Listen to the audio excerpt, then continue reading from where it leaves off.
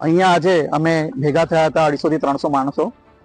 તાત્કાલિક ધોરણે આ વસ્તુ સુએજ ટ્રીટમેન્ટ જે પ્લાન્ટ આવી રહ્યો છે એ પ્લાન્ટ અહીંયા રહેવાસી એરિયાની અંદર આવી રહ્યો છે.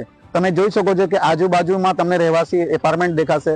As per central pollution control board એવું કહે છે કે સુએજ ટ્રીટમેન્ટ પ્લાન્ટ ઓછામાં ઓછા રહેવાસી ઇલાકાથી 500 મીટરની દૂરી પર હોવો જોઈએ, જે અહીંયા કોઈ પણ કાળે શક્ય નથી, કારણ કે 50 થી 100 મીટરની અંદર જ ચારે બાજુ સોસાયટી છે.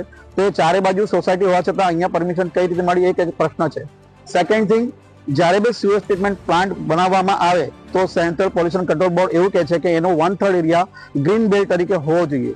તો અહીંયા એવો કોઈ સ્કોપ જ બન્યા પછી થવાનો નથી. તો આ મંજૂરી કઈ રીતે આપવામાં આવી એ પણ એક પ્રશ્ન છે.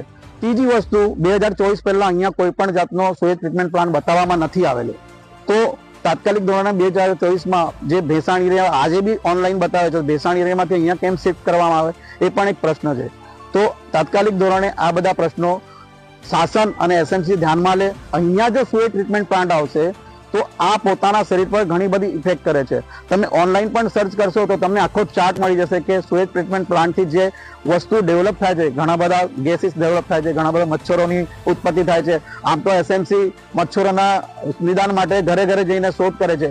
તો આવા રહેવાસી ઇલાકામાં એ લોકો આ વસ્તુ નાખી રહ્યા તો કેટલા મચ્છરોનું ઉત્પાદન થશે, અને ઓછામાં ઓછી 10,000 થી 12,000 જેવી વસ્તી અહીંયા રહે છે, એના સ્વાસ્થ્યને કેટલી મોટી અસર થવાની છે એ અમે પોલ્યુશન કંટ્રોલ બોર્ડ